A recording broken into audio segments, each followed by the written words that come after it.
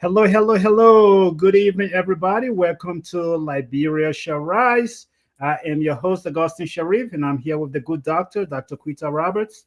Dr. Roberts, how you doing today? I am well. Happy Sunday, everybody. Thanksgiving week. I Oh know my we're goodness. excited. Thanksgiving around the corner. Yesterday, I put my mouth on people about posting food and a table on Thanksgiving Day. I Don't know. do it. Don't Don't do do it. it. We got what people back home that don't have all that pleasure, all that luxury. So It's just say true. happy Thanksgiving, start posting food. We don't care. You are You know. absolutely right. Yep.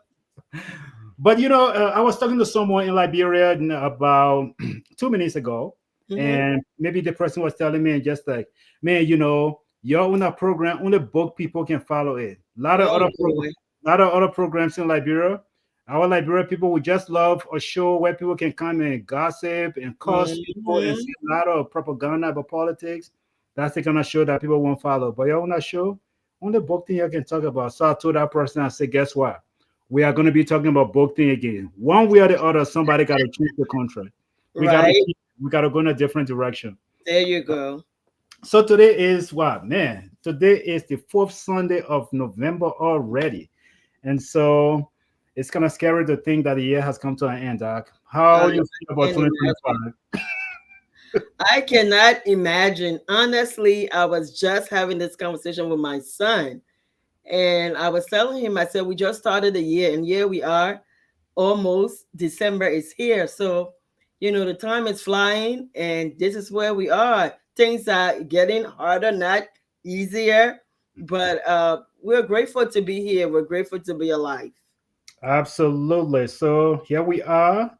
We are actually getting into another segment here. Today we are going to be talking about mental health. I know this is the segment that most people maybe they will want for us to just kind of leave behind. But November is also men's mental health awareness month.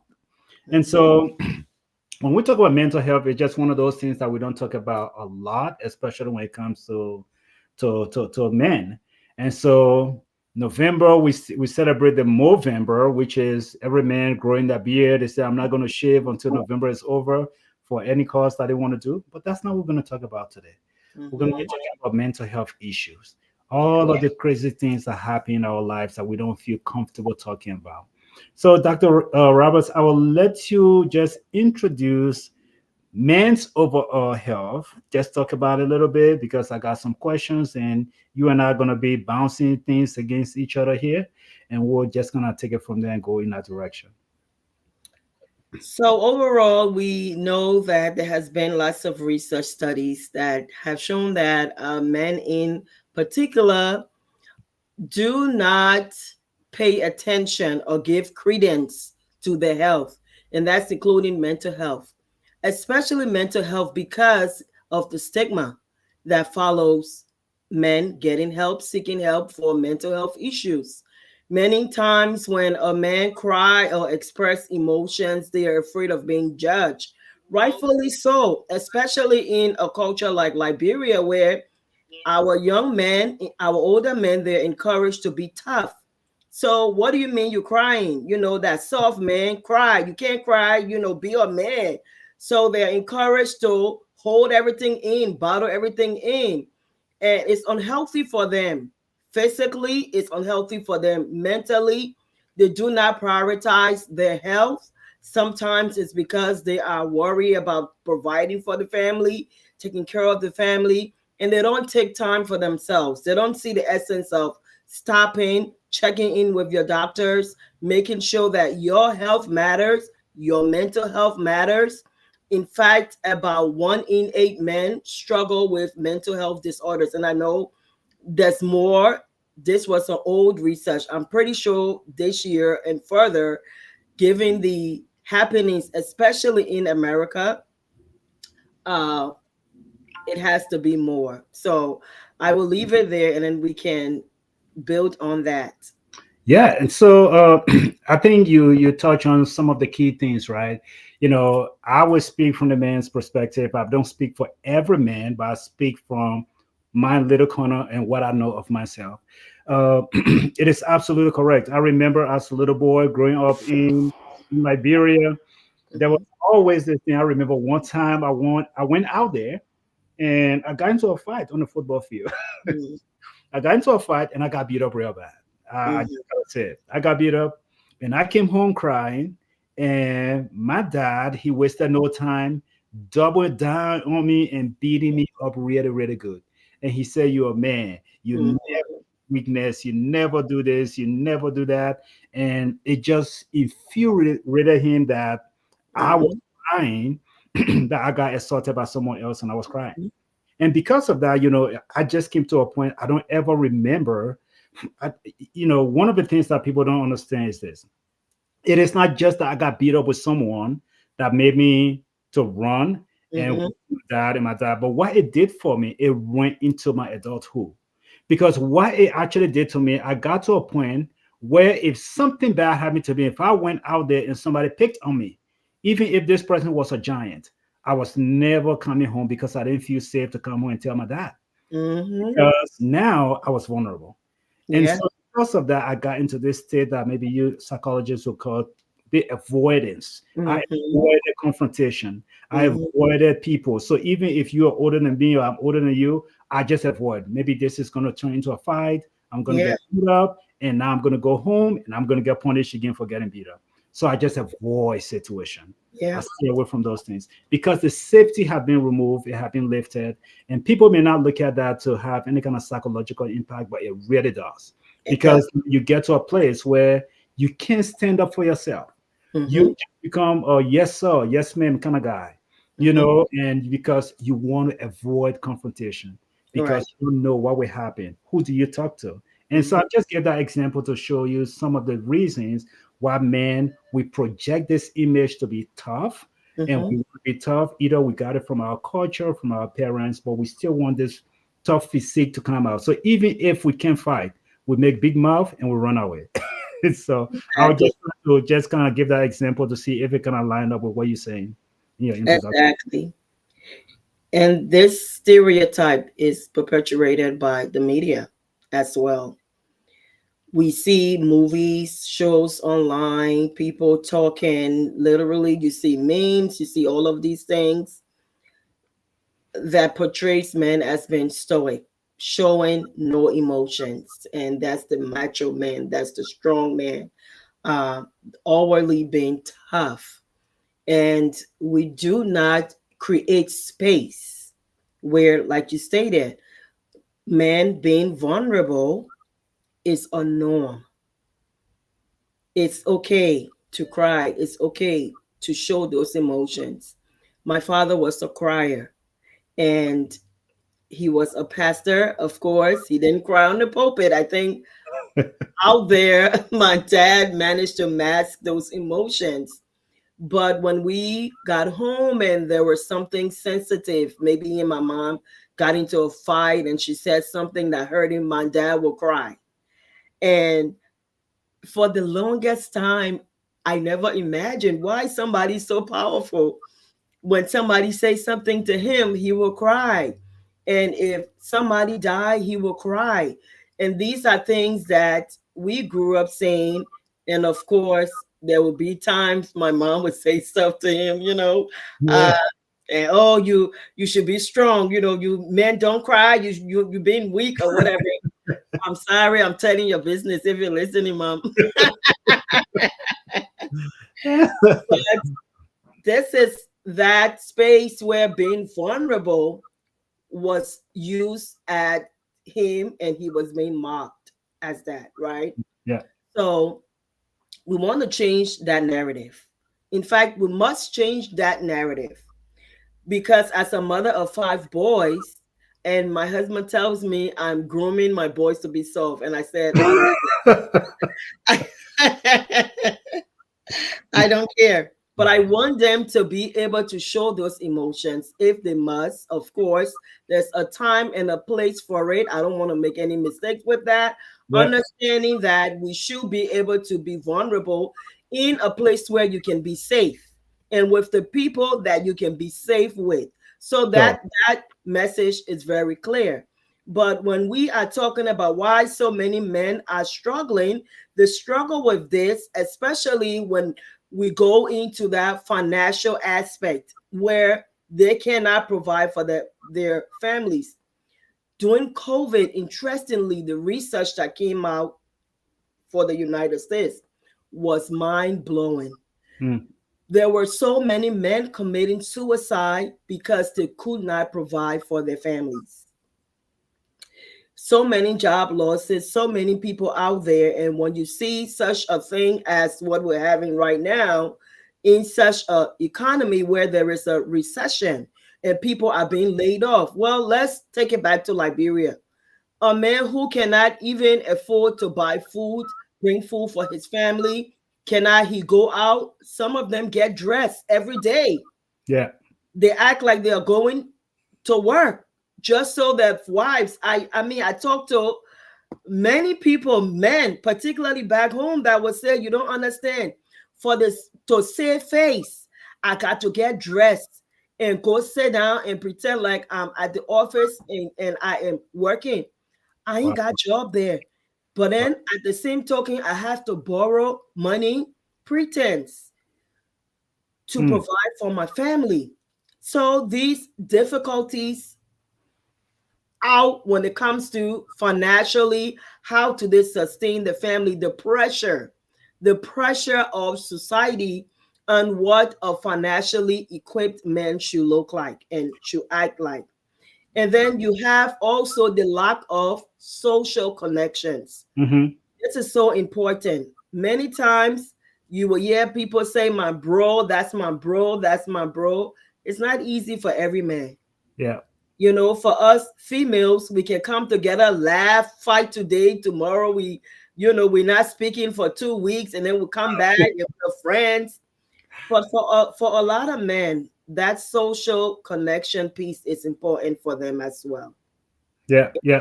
And relationship does not make it any easier though, Dr. Roberts, because again, speaking of pressure, I don't want to talk about the financial pressure. We'll talk about that, but the social pressure, we'll talk about it. But when you look at the socioeconomic pressure, we'll talk about it. But when you also look at the social pressure, Mm. whether it's among men, but some of this pressure too also coming from the females, it coming from the ladies, right? So it's, You it's forget coming from about the ladies because look, we hear it, we hear what you guys say. mm, Again, I'm speaking for most men. I'm not mhm, speaking for every man. We hear it. The self-esteem issue is there. We true. hear it when you guys say, I'm looking for a man that is tall, dark, and handsome. And then here I am, I'm 4'3" or whatever three. Um, and I'm this short. I'm like, man, I got no chance. So that Yeah, social pressure is there. And then we it's true. hear again, when the ladies, when you say, I love a real man. I Mm, want a man who can actually stand up, a man who can make decision, a man who can do da da da da da. And we hear it. Or, I like bad boys. We hear all of that. And because of that, though, those social pressure, sometimes it makes us to project this image that mhm, we are what you want, but mhm, really within ourselves, we are not. And for most of us to try to really keep up that facade, it is such a tough thing. We can do it for a little bit, but when we in the dating stage, we may be able to project ourselves. But once we move in, you start to see my flaws, you start to see my weaknesses, you start to see that, man, I worry too much about different things, I cry, and before you know it, you're not a man. And all of that comes into that pressure that we cannot. So how do we also help? I mean, talk to our sisters. mhm, How can society help men to really project this image that, look, it is okay to be mhm. who you are, and just get rid of this whole idea of boys don't cry kind of syndrome? Mm. Well, first and foremost, thank you for sharing that. That is so deep. That really It came is from so, my heart. It came from yeah, my heart. man. I mean, I felt that because I think I have been guilty of being one of those.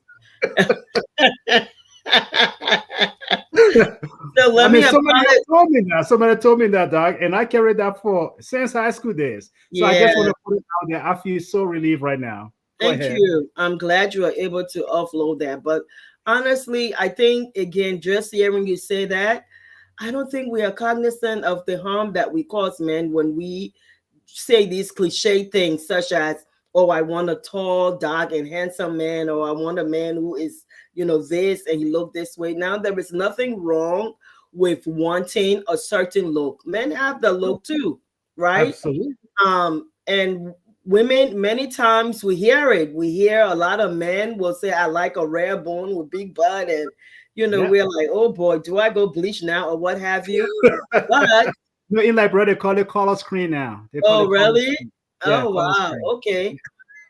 So, but hearing your story and hearing how that impacted you tells me that there are many men out there who may be struggling in silence with exactly what you share.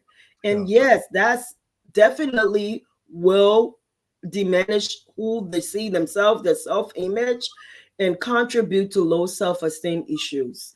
Now, this whole toxic masculinity, we have to change that, right?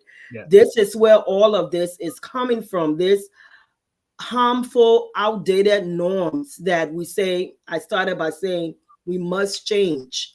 We must change it the way that men have been repressed emotionally and devalued. Even men too, devaluing women. I mean, come on, that in all of No, that. no. Today that man show. We ain't talking about y'all. Go ahead, Some Mama. Go ahead. sometimes it comes from that, but I'm not gonna go there, right? But I think the truth is being able to understand that when a man have to put up this facade to play this role Yeah. because of all of the expectations and norms, quote unquote, in cultural norms, right, that society has placed on him, trying to beat these stereotypes of what a strong man should look like, what a strong man should be. What happens to the man who doesn't fit in that box? What is he? Where does he fit? What becomes of that little boy who's emotional and likes to share his emotions? Then he's labeled as gay. Yeah. And honestly, we see that. We Start see acting like woman. Start acting like woman. exactly. Oh, you acting like that. What you acting like woman? What you think that I don't? Yes. And our Liberian people will beat that poor child, beat that child up, and tell him not to do so. We can all contribute in a way where we flip the strip. Let's acknowledge that men are people too, and they're entitled to their feelings. And so, if it means that something hurt that man and he shares it, listen to him, create a safe space for him, allow him to be vulnerable without mocking him, without making fun of him, without belittling him and devaluing him. So we need to come to that place as a society where we acknowledge the fact that men are people too. Men hurt just like women. We don't have the rights to every emotions in this world. God made all of us the same, male and female. So therefore, the emotions that he placed in male, he placed it in females too. So shifting our mindset into a place where we can see that, okay, if this man is crying because of something I said to him, maybe he lost his job. He just got fired and he's coming home to his wife, who's supposed to be his safe place. And the first thing he hear, oh, move from here. And you are the reason why you got fired. You better find job or what have you. All your friends are out there working, then you can't sit out here and cry. That crying will eat it. Dr. Robert, I like that you're speaking my language today. Me, I'm speaking my real Liberian English today, talking to my Liberian people. This is our show. This is your show. Yeah. Because we have to change this mindset in Liberia. Now, let's talk about the society pressure, right? Mm. When we look at the societal pressure, especially in our country like ours, Liberia, where male can be domineering. Let's just put it plainly: males can be domineering. It's a patriarchy society where men are actually in certain positions, and the man is said to be the head of the home, which I agree. I don't disagree because the good book called the Bible says that the man is the head of the home. But sometimes we have translated that to abuse, where Mhm. men over abuse that. But anyway, the pressure that comes, the man's supposed to take care of that family, the man's supposed to pay the children's school fee, the man's supposed to do this, do this, do this, do this. When I first came to the States, Dr. Roberts, and I'm just being really open here today. When I first came to the States, I remember I was dating this girl. So the first time we ever went out on a date, I just told her, I said, hey, let's go and grab lunch and let's just sit and chit chat. She said, okay, we got there. And when we ordered, the food came, we ate, we had a great conversation after got through eating. I reach out, I grab the bill and begin to pay. And she just told me, she said, can I see the bill? So I said, no, it's okay. I got it. So she said, can I see the bill? So Mhm. I said, what's going on? So I show her the bill, and then she put money in front of me. She said, Mhm. yeah, it's my share of the bill. Mhm. So I said, no. I said, look, please let me just do this. Let me take care of the bill and stuff like that. And so she insisted. I had to take the money that she gave me, and I pay our bill. And then when we start walking towards the car, I asked her, I said, hey, why did you do that? I brought you out. I needed to take care of this. I needed to pay. And and she said, look, man, I don't know how she knew. She said, look, man, it must be very possible that the society you came from in, maybe it's one of those things that you feel like the men have to do everything. But in this society, unfortunately, we can make our own money. We can split bill. There's nothing. Mhm. It doesn't take anything away from you as a man. Dr. Roberts, when I tell you that story, that thing hit me so hard Mm. because here I came from Liberia. I'm the man. I need to take care Yeah. of to Yeah. take care of you. I need to pay for our lunch. I need to pay for our food. What you mean I can't take care of you? So I felt like she was taking away from my manhood, Mhm. and she was looking down on me that I don't have enough to pay for us. And Yeah. that it goes back to the society that we grew in, the kind of way that we look at that. But for her, she just told me, she said, no, it does not take away from anything from you that you can provide for me in the future. And Yeah. I just want to share that story to just talk about the society pressure. Mhm. Those pressures sometimes they are enough to make us to even get into this sad place of depression. What Yeah. if I don't have money to take care of my children Christmas money, Mhm. Christmas clothes? So society also have created that space that man, we are supposed to be one way and we can't Yeah. bend the other way. Yes. Thank you for sharing that. And to add to that, stress is also a huge factor of why a lot of men are unhealthy. We know it the same is true for women. And one thing about men under stress, in fact, you can even go to the bedroom and know when a man is stressed, he can't perform. He cannot focus mentally, physically. He cannot perform. He can. There's so much that he cannot do. Depression, anxiety, all of these things combined with the pressure from society and everything else. So Mm, going back to understanding that, checking in with your doctors, checking in with yourself. How am I doing? What is my stressors, or what are my stressors?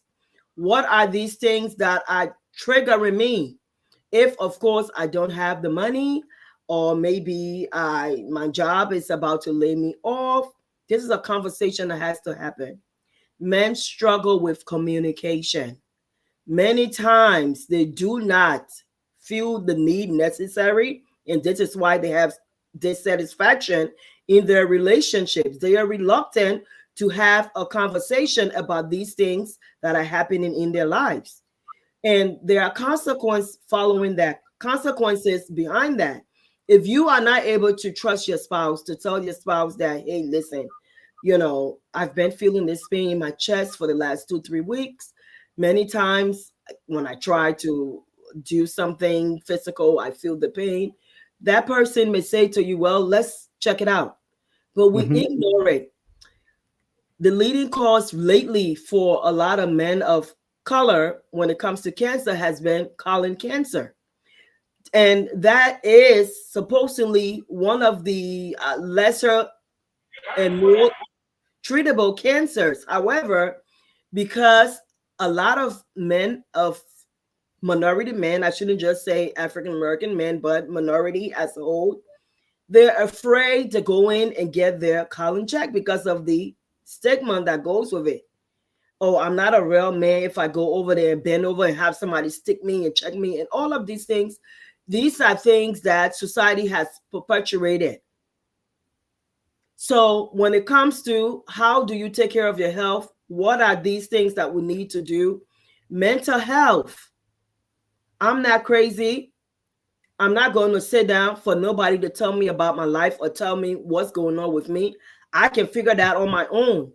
We shy away from that because the stigma again is, oh, you go into therapy, man, you crazy. We laugh about it, we joke about Yeah. it, but these are things that are serious because So we have men suffering silently with depression. Some of them are functioning day by day. We call functional depressive disorders, functional alcoholics. They will use alcohol, they will use drugs to self medicate because they cannot face the problem. They can't communicate with what's happening. Let's go and talk to that person. Let's find somebody that you can trust, that you can talk to. Stress is a part of life, no matter how you look at it. Something in your lifetime will stress you out. So we cannot eliminate stress. The key is not to eliminate stress. The key is how do we manage our stress in a healthy way. mm, That's what we need to learn to do. Because, of course, for as long as you live, there will be times where you will encounter stress, similar to anxiety. I hear people say, oh, I want to eliminate this anxiety. There's good anxiety. You don't want to get rid of that. yeah. And there's bad anxiety, and that's the one we want to manage. When it gets to that point where you're so anxious, you can't focus, you can't function, you can't concentrate, then So we want to talk about how we can help to manage that. yeah, yeah. So let's I still, man, this society thing, I still want to stay on there for a little bit because the sisters then sometimes they can put men under unnecessary pressure. They can put look, I'm speaking to my Liberian brothers today, I'm speaking to our Liberian girls today. They can put men under unnecessary pressure. I am not in the country, but I hear stories. I got friends that live there. And when I talk to my friends, especially in preparation for our broadcast today, I was talking to one of my friends, and he's here now, but I will tell you exactly what happened. This guy, he used to work for USAID in Liberia. I know he would get so mad, but I told him yesterday I was going to talk about this. He used to work for USAID in Liberia, and he was doing everything for this girl in Liberia. That was his color screen, his yellow woman. Because I remember the first time when he introduced me to the girl, I told him, I said, bro, you'll be paying for that color, man. You got to keep buying that lotion every week or every month. You'll pay for it. But, and for me, that's my mouth. I just open it. So, so anyway, he was working with USAID at the time. And when our president came in, he got rid of the USAID program, as we all know, in Liberia. Mhm. Once that program was gotten rid of, and where he was renting for this girl, Mm. somewhere right here, boy. Man, I don't want to say too much. Make it to all. This brother was renting a place for this girl in the police academy area there. Mhm. Next to one of the government official people there, high end area, nice area. And the girl called him one day because he was afraid. But I'm just telling you about the mental piece I want you to think about. Mhm. He was afraid to even tell this girl that, hey, he had lost his job. Mm. But the news was not hitting. Everybody knew in Liberia that USAID had cut off that funding. And so she knew. So she also worked, but for her time, her money belonged to her. Here's the Mm. problem. He can't tell this girl. He can't take care of her anymore. And he and the girl were living to the same place. He went to the girl's house. I mean, went to the house and he told the girl, like, look, we have to manage what we have.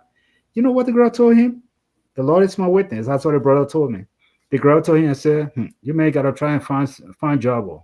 You know, you may gotta try and find job because the player, me and my son already here, me, I come and leave from this place and can't go back to one bedroom place. So you gotta try and find something, you gotta do something.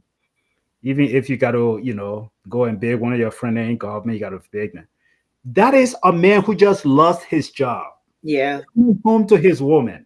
He expect that the woman is going to say, you know what, baby, you've been doing it for us, but you know what?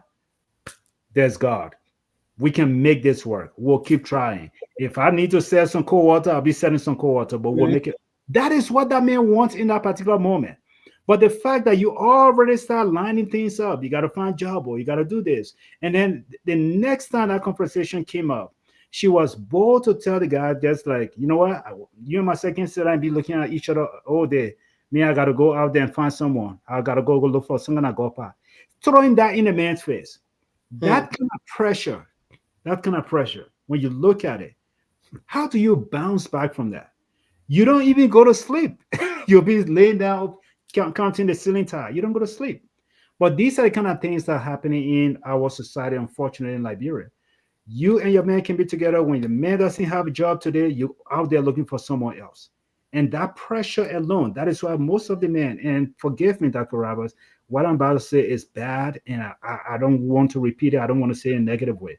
But some of the things that men can do to our sisters in that country, it stems from the frustration that they have actually put them under. And so Mm. that one story, when I heard the story, I was so mad. I asked him, I said, you tell me when the rent time is due and you don't have a job, you tell me I will help you pay that rent. So she can be quiet. And so stuff like that, it just already made me mad. Those are some of the pressure our brothers under, and they have no one to talk to. I was happy that he shared that with me. But most men in our country, they have no one to confide in. That pressure alone is enough to Mm. talk about the anxiety and the depression that you just mentioned. Yeah. Sad indeed. And I'm sorry that your friend had to experience that. And for any other man who has experienced or is experiencing it, it's unfortunate. It sounds like that relationship was more of a transactional relationship. Sadly, we get into these relationships and we don't look at the red flags. Uh, Many times the writing is on the wall. People are with you because of what you have or Sure. what you can do for them, what you can give them. So, in an instance where you can't provide that for me any longer, I don't need you because that love wasn't really deeper than the surface of what you could give me. Now that you're no longer able to give this to me, you either get it or the relationship is over. And so I hope that was a learning experience for this person that moving forward to their next relationships, these are things that they will pay attention to. And you're absolutely right. The same is true for women as well as men. There are some men that go through a lot of injustices from the hands of women. And so are women too. There are a lot of things that men do to them that will cause them to do and react the way they react. So I think it is a universal human kind of a, we say, dilemma. Hmm. Sadly, people tend to respond based on what they evaluate the treatment is that they're getting. So if I'm being treated good, sometimes I'll treat you good. If I feel like, yeah, right? If Yeah, if yeah. if I'm being treated bad, then of course I will treat you bad. But we cannot take away from the fact that love isn't always there. Hmm. And that is something we must pay attention to. What is true love? That's another story. That's another segment for another day. But Yeah. these relationships where men often struggle to identify, to communicate their feelings, and this is something too that I see a lot in therapy. Many times with Black men in particular, their lack of communication is maxed as anger Mm. and even sometimes depression in men of color, African American, African men can be seen as anger issues, aggression, and all of those type of things. I remember I was actually I had this case that I was observing, um, and this family came in, and this guy, African American, and I watched in the session exactly how it played out. And the person who was the therapist that I was supervising, she was white. And so I was the observer because I needed to grade her. And every time this man would talk and she would mention, oh, he's angry. I can tell he has lots of anger issues. Oh, he's aggressive. The very first day she told me he's aggressive. And I said, why would you say that? Why do you think he's aggressive? Oh, just the way he was talking and just the way he was saying. And clearly Yeah, this person is expressing their frustration yeah. about why things are not going the way they're going with such passion. Mm-hmm. And so you not from that community, especially the way our Liberian men can talk, right? Our Liberian men are loud, they are passionate, they are yelling, they're screaming. So you have a social worker, a therapist around there trying to figure, but wait now, what happened to this one? What's going on there? This is why representation matters. I tell people, if you have the chance to go to an African therapist, go. Me, I'm Yeah, available. there you go. So Because they understand you. Yeah, they they do. Yeah. understand, they understand. So, these challenges, societal issues that you mentioned in marriages, in relationships, the challenges within family dynamics, and like I stated, communication, intimacy issues. There are men that have major issues with intimacy. And because of that, they don't know how to communicate that to their spouses because they feel the value already as it is. And what society stigma is for such a person who may be going through something. Maybe he has some health issues with his blood pressure, and I'm speaking to my Liberian sisters. I want us to understand that even medications, sometimes medications that a man is taking can cause him to have uh, uh, intimacy issues. So we need to be open. We need to listen. We need to pay attention. We need to be on the side of how can we help our spouses? How can we help our partners make this relationship better? It's not about, oh, he can't satisfy me, so I'm going out there to sleep with his friend. We see that a lot in our culture. Oh, that man out there, don't mind him. He think and stand. So I'm going, I'm going out there to find somebody who can please me. So these men are reluctant to even speak about what's happening. Sure. Imagine if he marry you, he love you, and he cannot please you. It's depressing. Yeah. Yeah. And and basically when you look at all of that, someone is asking a question here, about the loss of relationship, right? I think you're right on point with that when it comes to the loss of relationship, where you have someone just lost a relationship, whether it was by the example I gave earlier, whether this person does not have a job and now they have to lose that relationship, or because that person in Liberia, Dr. Rabba, the word they can use, they can say knock. That person can knock or whatever. So I'm, Okay. bring, I'm bringing you up to speed, Doc. Well, I'm thank you. I always appreciate that. I'm in and out of Liberia, so I know the lingo. So So wait, when the it's person cannot, it means oh, that they that means they can stand. They're oh, good. that means the 10. Okay. And then Yeah. when they cannot, then they got problem. That one there, I just behind him. He can knock. So he can just give me money. I can go to my other side guy. He can knock good. That man So a busy man, he cannot say, I don't even got that for him. Okay. So I'm bringing you up to speed, Doc. I'm bringing you I up to speed. appreciate it, man. Thank you always. So, so basically, when you look at that, the loss of a relationship, Mm-hmm. when it comes to men and women, let's since our focus on some men's mental health. Mm-hmm. I mean, I guess it depends on the individual, but I would think though that most men they take the loss of a relationship, especially if they have been investing in a relationship. Mm-hmm. It may take the loss of a relationship very seriously. And all I'm basing this on, not scientific, but just based on reactions that Mm-hmm. I have seen from our brothers back home. Mm-hmm. Even here in the US, there was another Liberian brother in Minnesota who killed his wife Mm. because of the loss of relationship. And we've seen a lot of different issues. So would you agree with me that this men take the loss of a relationship seriously and more more mentally, it hurt them mentally compared to a female. I don't know. So what Well, do I you? don't think that's a one size fit all question.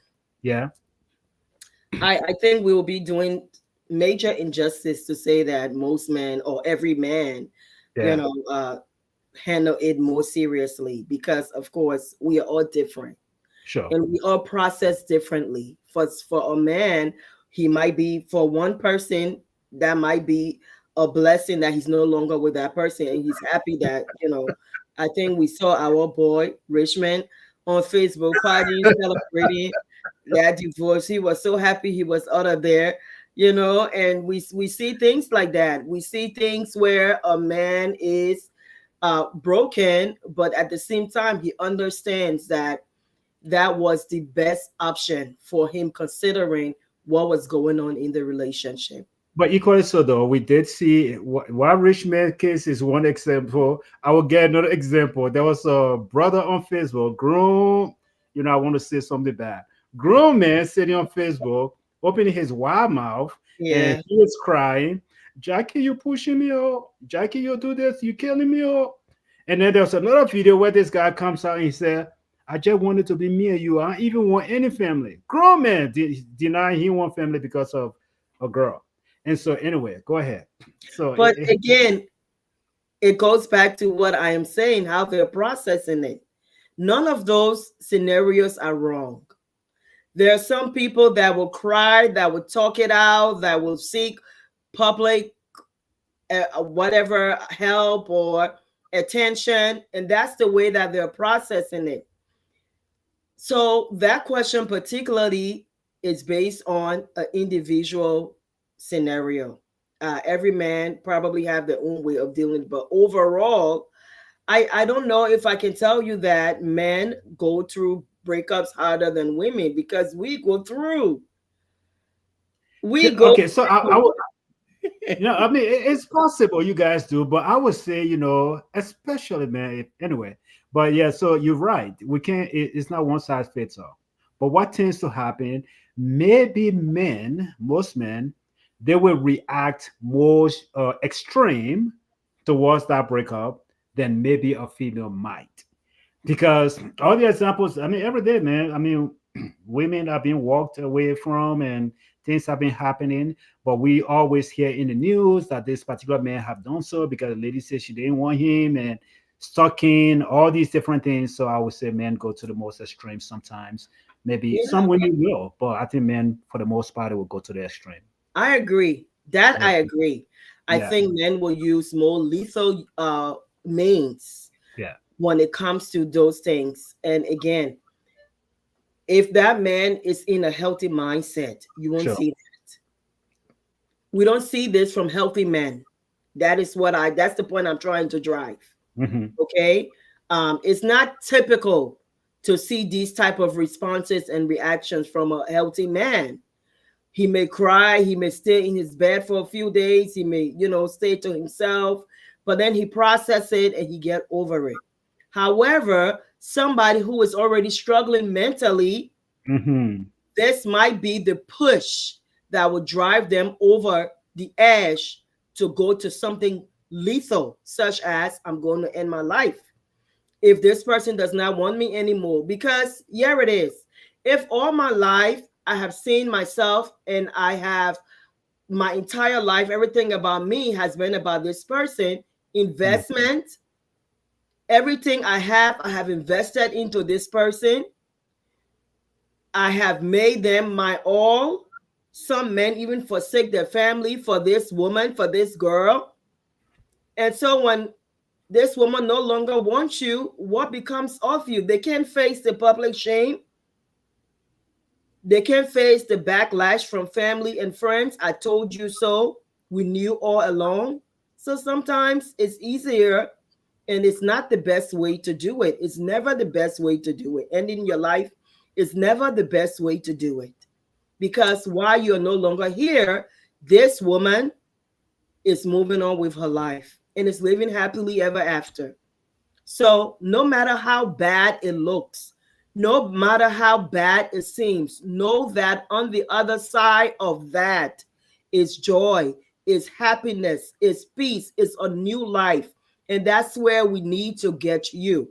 It is And, not over and because so they no longer want you. And so I guess it ties in perfectly with the question we have on the screen here, where someone's asking, would you then suggest that if you lose a loved one, you go and seek therapy? Look, I mean, again, Dr. Roberts, this is where we go back to our society. And Hmm. our society, again, I mean, you would see a man lost his mother or lost a close friend, and that man could go to that funeral and don't even shed a single tear. Hmm. Again, because of this masculine image. But in Hmm. silence, though, they might do that in silence. They might go home and just say, "Man, I can't believe I lose Sharif." Yeah.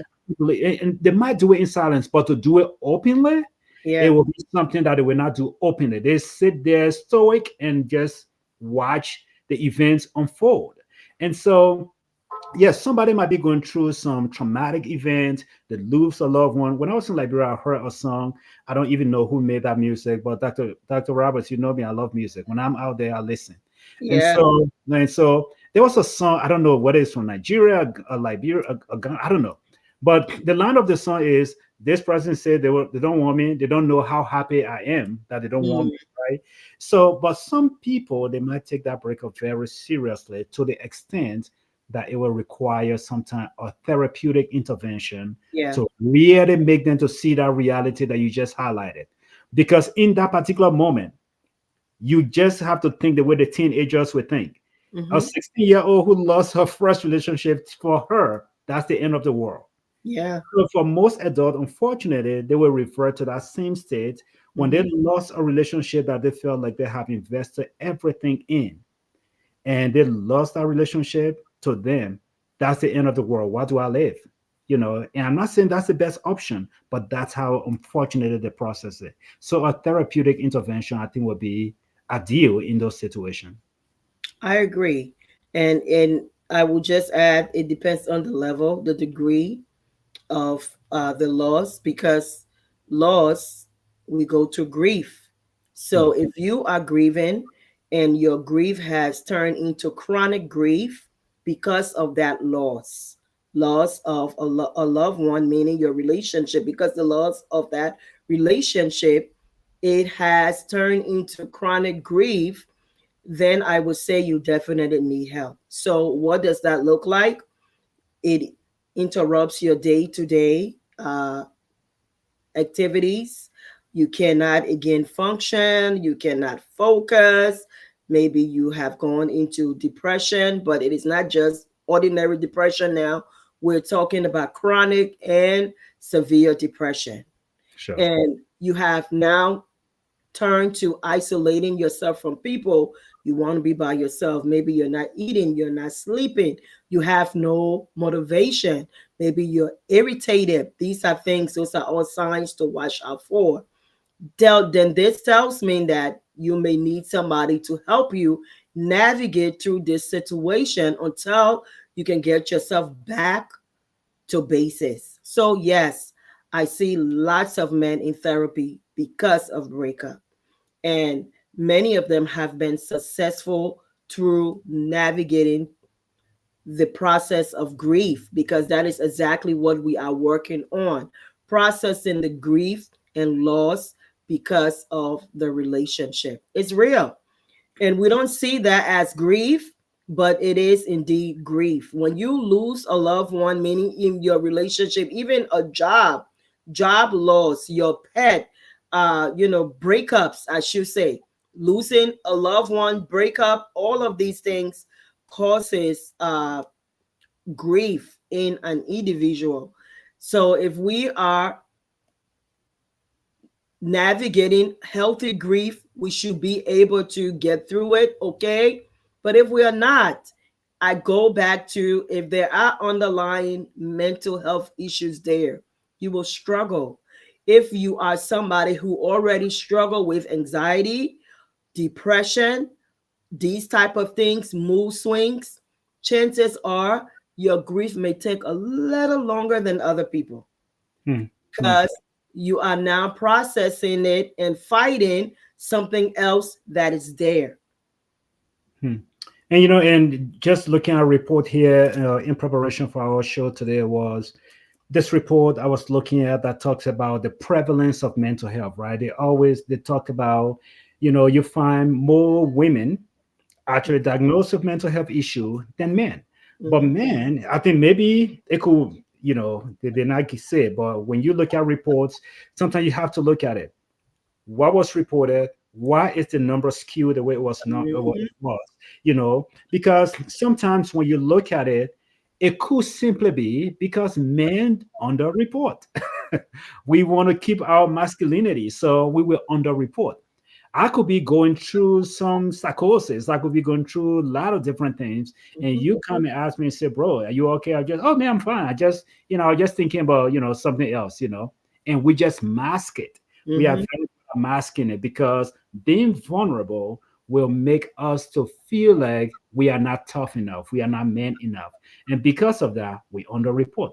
And that's when we are actually translated our report that came out. And so it did not give me this sense that, oh, only women can get crazy.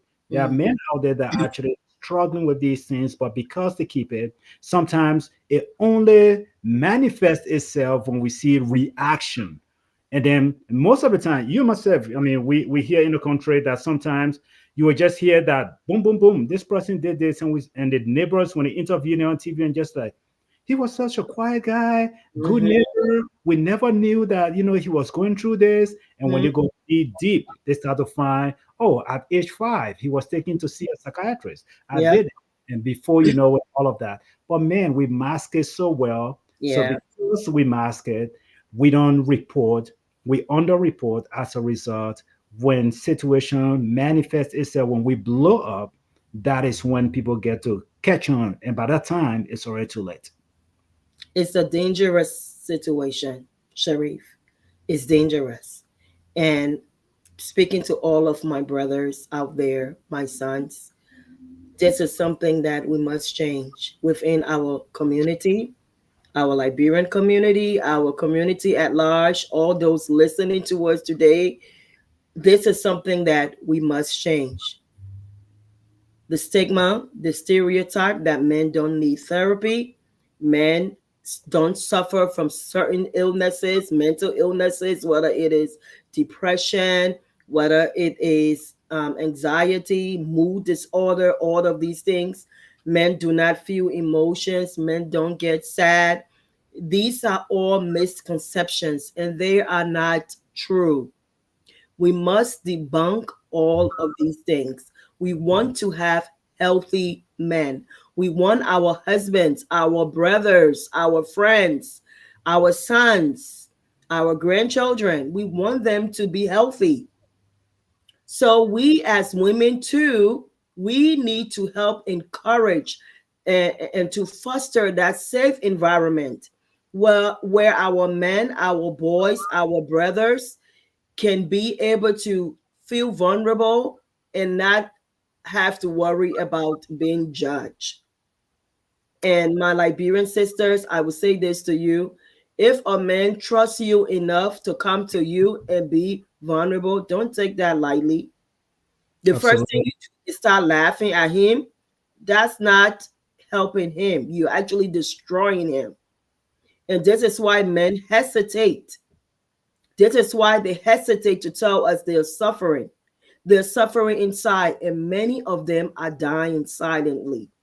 If they're Wow. not going to take their lives, they die from hypertension, they die from heart attack, they die from diabetes, cancer. Why? They do not have an outlet. We see them. We know they're not healthy. We know they're struggling. Sometimes we are so much into ourselves. We don't stop and to tell them, look, something is off. I need you to go and check this out. And maybe they are stubborn. Make that appointment for them or stay on them until they make that appointment because sometimes men can be very stubborn. They will tell you, I'm not doing it. There's nothing wrong with me.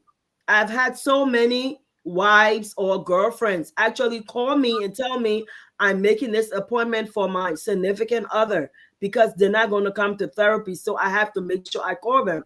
And once I get that call, I follow through with it because Hmm. there must be something there that caused them to initiate this call. Wow.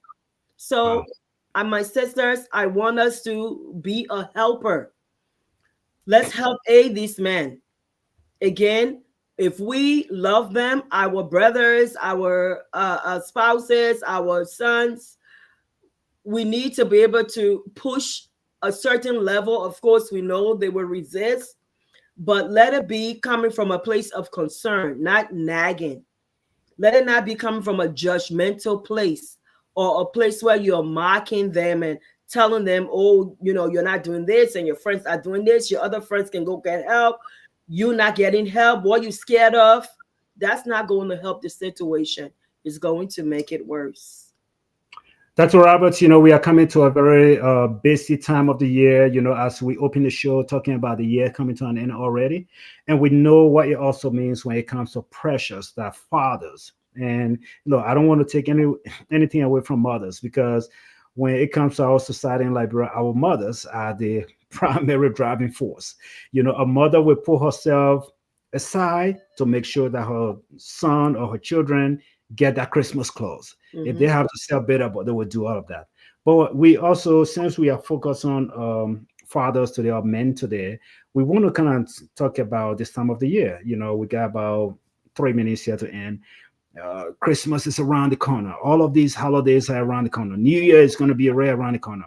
And we know, at least as children, we're growing up in Liberia, Christmas coming, you need your Christmas clothes. Go to your auntie house, go to your uncle house and ask them for Christmas. All of that was a thing.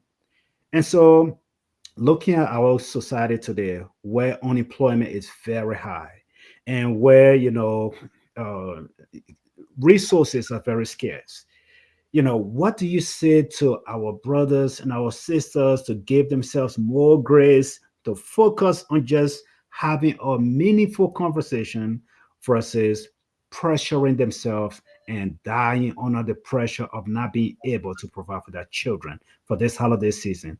I will let you take that in question, and maybe you'll wrap it up here for this segment.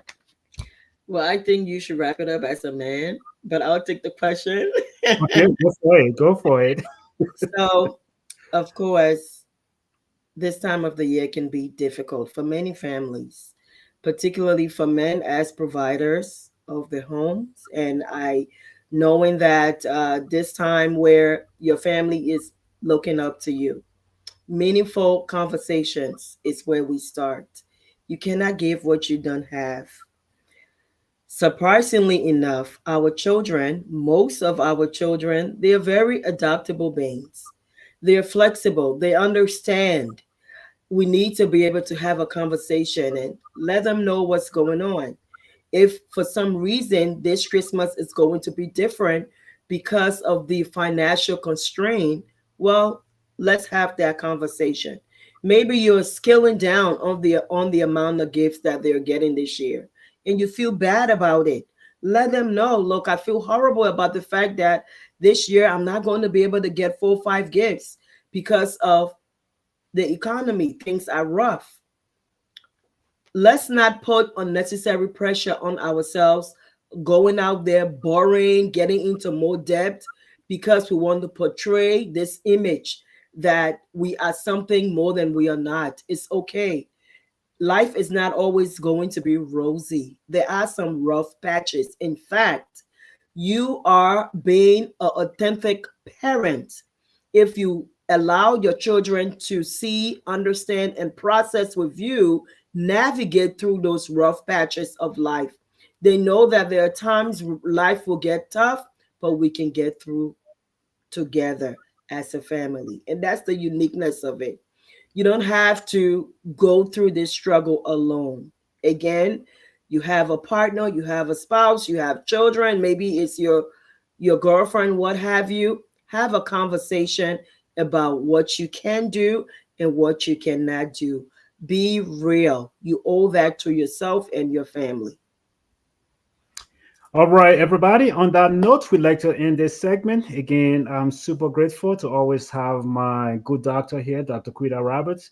You guys know where I would run to if I want to cry. So I'm not ashamed. I'm not one of those guys who are ashamed. I learned my lesson a long time ago. So for me, I'm very open with my communication. Maybe you don't know me, but if you know me, you know I like to talk. I'm Mhm. very open. I will talk. I will express myself. I will tell you exactly how I feel. And if it makes you uncomfortable that a man is disclosing to you, then of course, maybe we can be friends. But I have good core friends around me. One of my good friend on this particular platform with me, Dr. Positive, Stevie, and myself, he make it our business to call and check in with each other on a regular basis. Say, buddy, how you doing? How are things on your end of the world? And I try to check in with some of my guy friends just to check in on someone. Because us men, we carry a lot of things on our shoulder. Like the doctor said, we don't communicate well. Even our spouses, we don't tell them. We can be carrying a burden. Sometimes we just keep it in because we think it make us men. But it Mhm. weaken us. It make us to get to a point where we break down and we don't know how to handle our emotion. And we Mhm. will react with negative emotion. So on this note, friends, don't be too hard on yourself. Expressing yourself and telling someone exactly that, look, I'm struggling in this area does not make you weak. It make you more powerful because that power is in your hand. And the fact that you choose to exercise it in that particular way, it actually strengthens you. And so have a tag team, find someone you can talk to, a good friend that you can relate to. Women have that secret weapon we don't know. Most women, they have someone called their confidant. They can have 50 friends, but there could be one of those ladies that person is that one person they will share everything with. That is They, true. they would tell their friends, look, they would tell that one person, Mhm. Kema, if I go here and something happened to me, you know Yeah. exactly what happened. Women Yep. have no secret weapon. Mhm. What's stopping us from being able to confide in our friends? We need to build ourselves up because if we can do that, friend, we set our mind free. We are free enough to express ourselves. We become good husbands, good boyfriends, good fathers, and good neighbors. And we Yep. are not always angry just because we carry some sort of anger with us. Mhm. So on this note, friends, I'd like to say thank you for joining us today on Liberation Rise. By the grace of God, December, I don't know, we'll see what happens, but we'll see how how December unfolds. But we hope to be here to share another segment of Mental Health Sunday with you. Dr. Roberts, on this note, I say thank you so much. God bless you. And I Always a see you. pleasure. Yes, thank you. And happy Thanksgiving to those celebrating in America. Please, please save your pictures. Know there Yes, are many families that are going through grieving, struggling. It is a difficult holiday for a lot of people. So be mindful that your celebration and those pictures out there can actually cause somebody depression. I'm that's not right. saying don't share, but be very mindful of what to share. Thank you. Thank you. Thank you for that PSA. We are really appreciate it. Everybody have a good day. Those in library, we say have a good night. God bless you. And we look forward to speaking with you sometime in December. Stay safe and we'll talk to you soon. Bye bye.